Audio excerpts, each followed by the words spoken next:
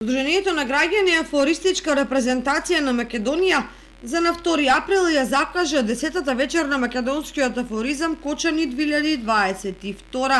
На годинешната јубилејна 10-та предманифестација ќе настапат 7 или 8 афористичари, а истата и оваа година ќе се одржи на локацијата кај Дабот во близина на селото Бели. Покрај настапот на сите учесници ќе биде доделени наградите од распишаниот конкурс како и специјална плакета. Покрај тоа, на самата манифестација ќе се пребираат и предлози за новото име на оваа вечер на македонскиот афоризам, бидејќи истата веќе неколку години поред се одржува преку ден.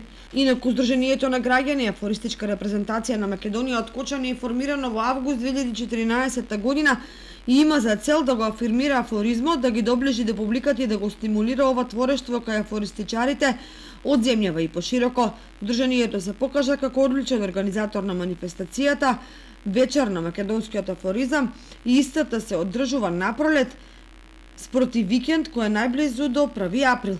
Покрај вечерите на македонскиот афоризам, ова здружение организира и голем број други културни манифестации и случувања, како што се промоции на книги, изложби на карикатури, портрети на афористичари, настапи пред публика во и надвор од Кочани, одржување часови по сатира и афоризам во училиштата и други културни настани.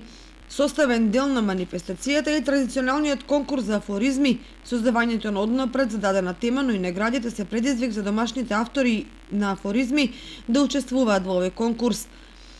А според традицијата, темата за наредната година ја задава актуелниот победник на првата награда, како првонаграден на Кочани 2021 Димитар Илиев Билазорски.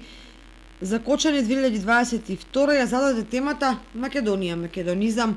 Афористичарите имаат на располагање цела година да пишуваат на оваа тема како народот се борел со векови, а жири комисијата ќе извести кои афористичари напишале афоризми за награда на оваа тема.